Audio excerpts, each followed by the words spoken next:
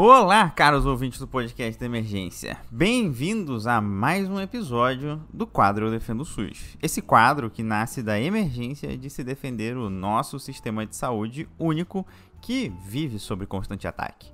Uma das coisas que me ajudou muito a entender melhor o SUS, como ele funciona, quais são e por que são os princípios do SUS e como que se dá seu desmonte, é entender de onde ele veio, o que existia antes dele.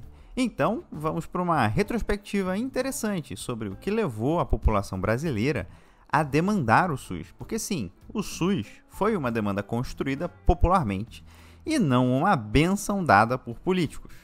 O Brasil começa a se preocupar com saúde pública lá na virada do século XIX para o século XX. A República tinha acabado de ser proclamada e o Brasil queria passar uma imagem de modernidade para o mundo europeu. República era coisa moderna, só que o Rio de Janeiro, que era a capital da época, não era tão moderno assim. Era muito insalubre, inclusive.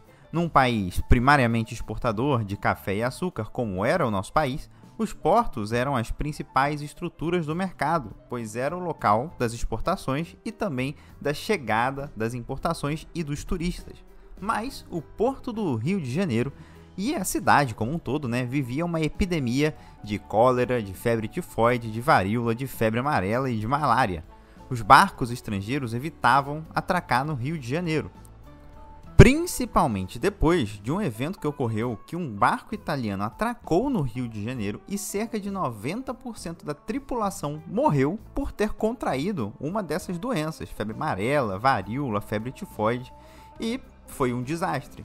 Então, as autoridades em saúde iniciaram um processo de renovação do Rio de Janeiro que envolvia diversos aspectos de saúde e aspectos urbanísticos. Você já deve ter ouvido falar da reforma urbana do Rio de Janeiro e da revolta da vacina.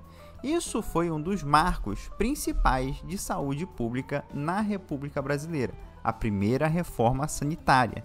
Isso é importante para você saber o seguinte: aqui o governo federal estava se preocupando com saúde pública no sentido de prevenção, de campanhas de vacinação e de saneamento básico. Então, o que tinha de saúde pública eram ações voltadas para promover a saúde do povo, num sentido de modernizar o país, torná-lo mais atrativo e também de poder interiorizar o Brasil. O nosso país era, e ainda é em certo ponto, focado no litoral, mas havia grande esforço para urbanizar ou colonizar os interiores do Brasil. Só que isso nos colocava em maior contato com malária, com febre amarela e por aí vai.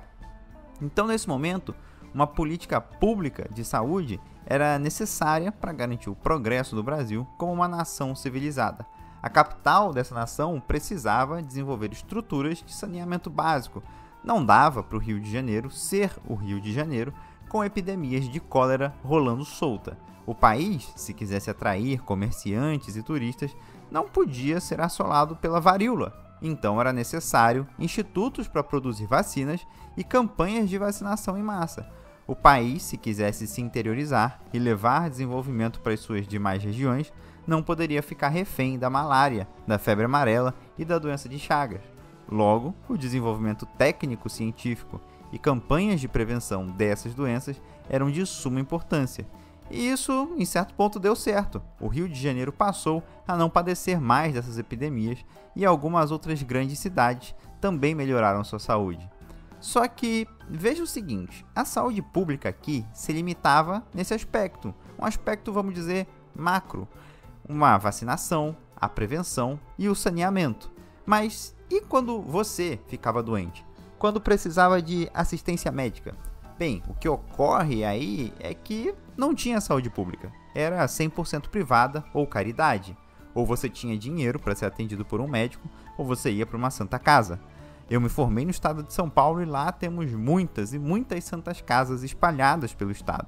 Nessas santas casas, nem sempre, naquela época, o tratamento que os pacientes recebiam eram efetivamente médicos, mas sim o conforto dado por enfermeiras e outras figuras religiosas. Ou seja, medicina mesmo aplicada assim era só para quem pudesse pagar. Avançando algumas décadas, a gente chega na ditadura empresarial militar brasileira, aquela do golpe de 64. Na década de 70, apesar da repressão, a credibilidade e a estabilidade da ditadura sofriam com grande pressão popular. A saúde era um ponto principal. O descaso que havia com esse setor era grande.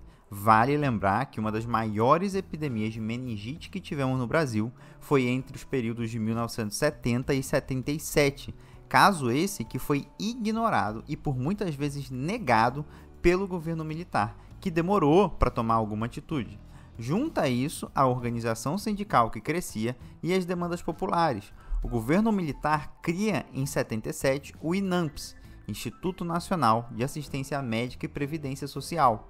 O INAMPS seria responsável, então, pelo fornecimento de assistência médica aos trabalhadores de carteira assinada. Ou seja, para você poder receber atendimento médico em um hospital federal, você deveria ser trabalhador com carteira assinada. Isso excluía muita gente. Trabalhadores rurais não tinham carteira assinada. Trabalhadores informais também não. Então, muita gente ficava de fora. E olha que detalhe interessante. O INAMPS não fazia parte do Ministério da Saúde. O Ministério da Saúde, que foi criado em 1953, fazia o papel que as autoridades de saúde começaram a fazer lá na primeira reforma sanitária: vacinação, prevenção e saneamento. Assistência médica não era dever do Ministério da Saúde, e sim do Ministério da Previdência e Assistência Social, o MPAS, ao qual o INAMPS era o subordinado. Então, você tinha dois setores responsáveis pela saúde do povo, que trabalhavam de uma forma desconectada. Não havia um projeto de saúde pública universal, muito menos único, e o funcionamento do INAMPS também era um tanto quanto dificultoso. Isso porque o governo federal não optou por construir uma rede de hospitais públicos que servissem ao trabalhador. O que foi feito foram vários convênios que o governo estabeleceu com hospitais e clínicas privadas. Então o governo passou a pagar para entes privados realizarem o serviço médico e de assistência. E aqui rolava um grande problema de superfaturamento. Os serviços privados cobravam valores muito mais altos do que os valores reais e muitas vezes não cumpriam os contratos e os convênios em sua totalidade, fazendo com que a assistência médica ainda fosse deficitária.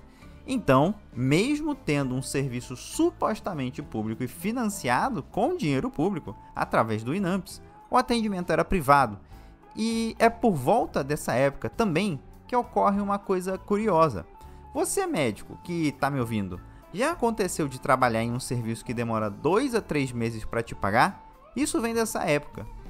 Imagina o seguinte: a inflação estava nas alturas. Aí, vamos supor que o hospital privado X recebe 1.000 cruzeiros para atender uma demanda pública. Você, médico, é contratado por esse hospital privado X para fazer um serviço por 100 cruzeiros. Você faz e você só vai receber daqui a 3 meses. O pulo do gato está aí. A inflação alta fazia com que esses 100 cruzeiros agora valessem 75 cruzeiros. E o hospital te pagava sem reajustar de acordo com a inflação. Então, na prática, o hospital privado estava te pagando menos. Voltando para o cenário geral, nós tínhamos a seguinte situação: o Ministério da Saúde, que não participava da assistência direta ao povo, um INAMPS, que não atendia a todo o povo, um financiamento público para entes privados que não cumpriam com seus acordos e superfaturavam. Ao mesmo tempo, principalmente entre a década de 70 e 80, novos debates foram sendo travados. O primeiro foi sobre o questionamento do modelo de saúde. A ideia de que saúde não deveria ser centrada na figura do médico, do hospital e do medicamento. O que foi trazido para o primeiro plano era o conceito ampliado de saúde ou saúde ampliada. Significava na prática dizer que ter saúde não era tão e simplesmente não estar doente, mas sim ter bem-estar físico, social, afetivo, psicológico, emocional. Então, para se ter saúde, seria necessário ter a garantia de uma alimentação saudável, a garantia de moradia, garantia de trabalho digno, garantia de tempo ao lazer. Surge nessa época também o conceito do ciclo econômico de doença, com uma visão mais social da geração do processo de adoecimento, que resumidamente seria assim: uma pessoa, um trabalhador que tem um trabalho precário, ele vai ter condições precárias de se alimentar, de se vestir, de morar, e isso vai enfraquecê-lo. Daí ele adoece. Quando ele adoece, piora, precariza mais ainda suas condições de trabalho, vai ter mais dificuldade de trabalhar. Isso vai levar a uma piora nas condições de se alimentar, de se vestir, de morar, que já eram precárias, gerando um ciclo vicioso até sua morte. De um modo amplo, esse debate dizia que as pioras da condição de vida de um povo levavam a um povo cada vez mais adoecido, que piorava as condições de vida desse povo, levando cada vez mais ainda a um povo mais adoecido. Junte isso ao fato de que ganhava força as vozes e os movimentos contra a ditadura. A palavra do dia, ou da década de 80, era democracia. Daí surgiu uma frase que foi muito importante para trabalhar o conceito do SUS: saúde e democracia. Essa frase significa dizer que não seria possível ter uma sociedade com saúde sem democracia, e também de que não seria possível ter uma democracia sem que a população tivesse saúde. A Fiocruz, com a Escola Nacional de Saúde Pública, junto com o SEBS, os Centros Brasileiros de Estudos de Saúde, foram cruciais para o desenvolvimento e propagação das teorias em saúde pública que viriam a dominar a tônica do SUS, tanto na questão sobre o acesso democrático à saúde, como nas definições do conceito de saúde ampliada. E aí que chegamos na 8ª Conferência Nacional de Saúde em 1986. Se você já fez concurso, principalmente para a área da saúde, talvez já tenha tido que estudar sobre a 8ª CNS. Mas por que ela é tão especial? Bem, ela foi um marco muito diferente. A gente já estava vivendo sobre a reabertura, na época do governo do José Sarney.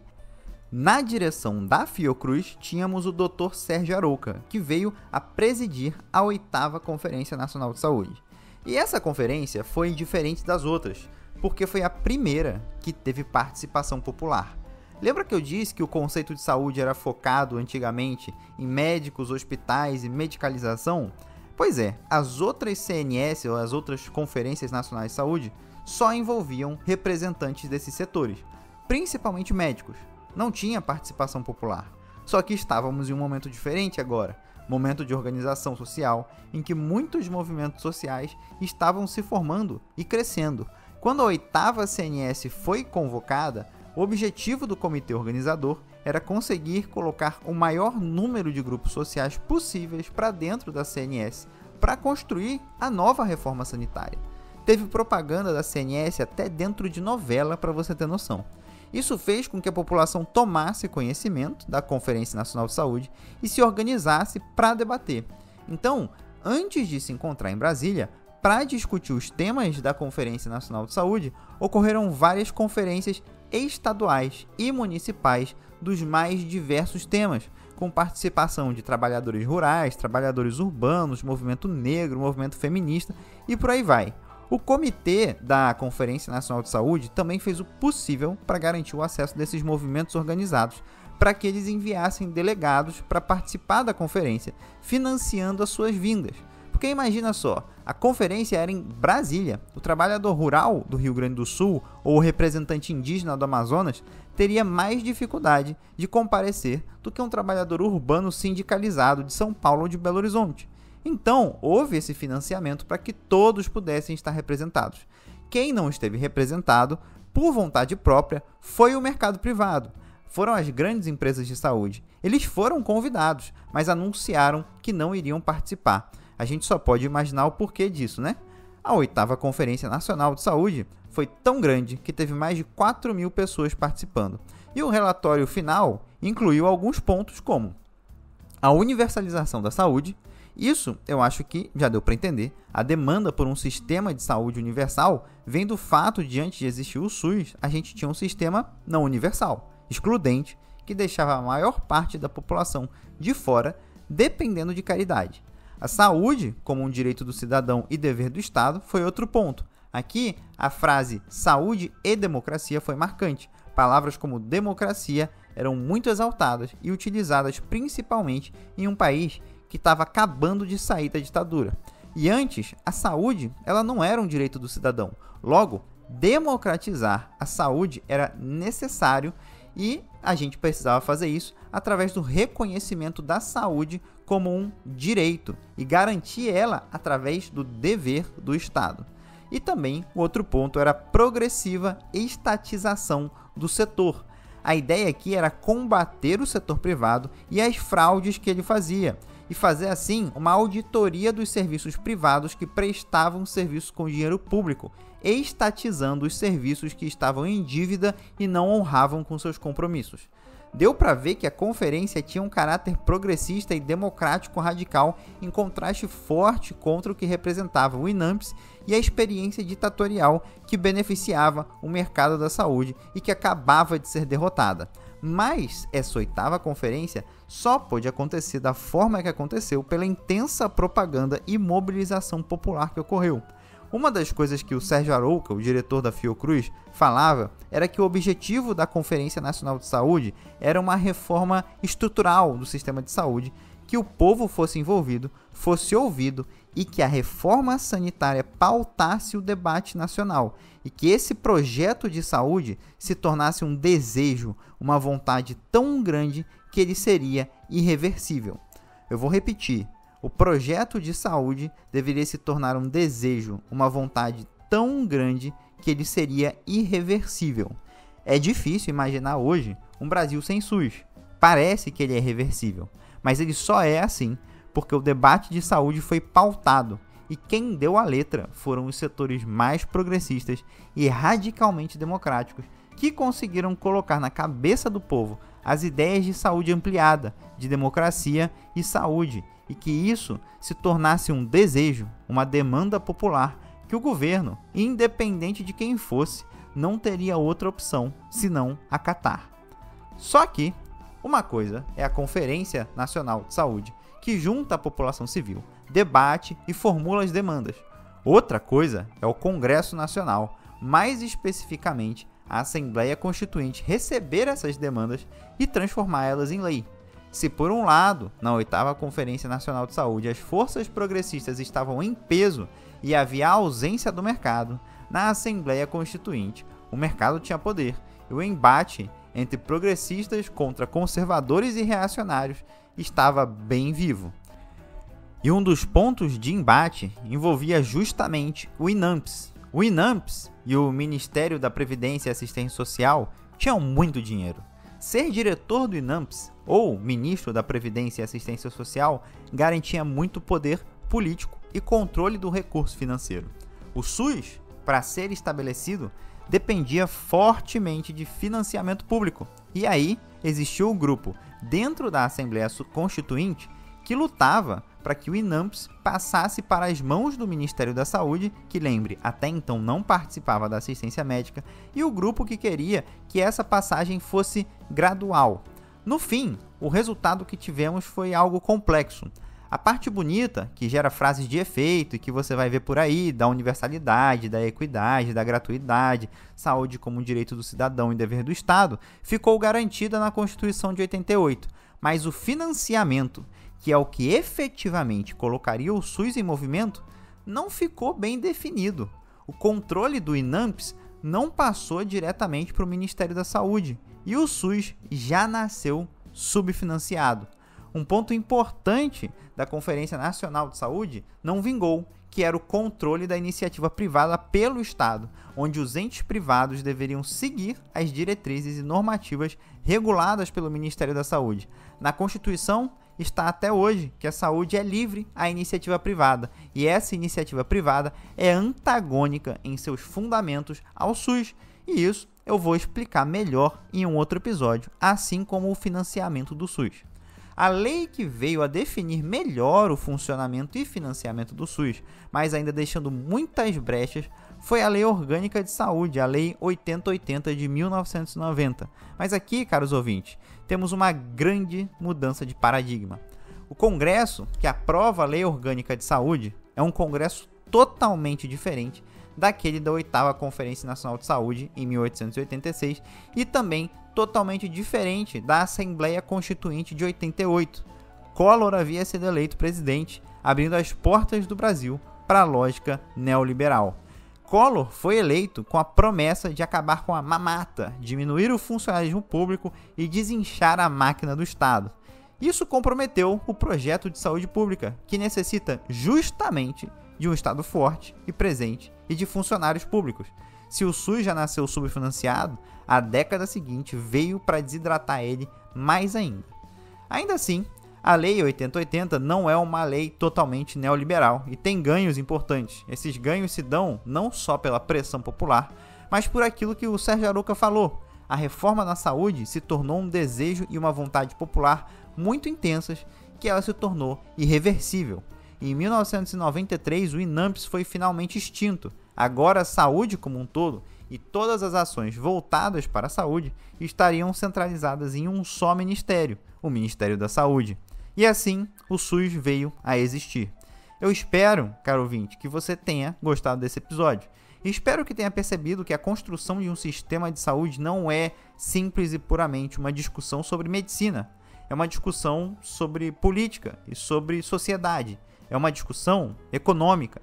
As reformas sanitárias do Brasil passaram por todas essas esferas, política, social e econômica. Passaram pela definição de um projeto de país. Passaram também pela discussão do conceito de saúde. Se no começo do século XX a gente tinha um debate entre a medicina tropical sanitarista contra a medicina pré-pasteuriana, no fim do século XX o debate era entre a medicina medicalizante centrada no hospital e no médico contra o conceito de saúde ampliado, que sai do hospital, se volta para a equipe multiprofissional e busca a origem da doença não só em questões biológicas, mas sociais. O SUS só pôde vir a existir porque esse debate foi levado para o povo e foi dito ao povo: a questão de saúde é uma questão de todos e todos precisam participar da formulação do projeto de saúde do país. O SUS é o nosso projeto de saúde, mas um projeto que passou pela mão de vários dirigentes que nem sempre estavam alinhados com seus princípios, mas ainda assim ele resiste, pois aparenta ser irreversível.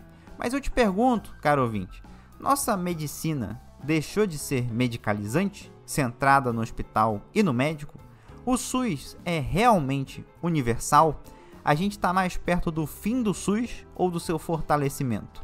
E mais importante, a sociedade se encontra mobilizada para defender o SUS? O tema da saúde é pautado dentro das casas, na TV, nas redes sociais? Está na boca do povo? A nossa vontade por um sistema universal ainda é intenso o suficiente para mantê-lo irreversível? Ou quando vier um ataque, a gente vai estar desatento e nem vamos saber dizer o que desmontou o SUS? Eu espero que vocês tenham gostado desse episódio. E se você gostou, deixa um comentário aí pra gente. Fala aí das suas ideias. Pergunta para os seus avós, pais e familiares mais velhos como que era a assistência em saúde que eles tinham antes da criação do SUS. Compartilha com a gente essa experiência. E não esquece de me seguir lá no Instagram, @AdrielPA94. Até a próxima!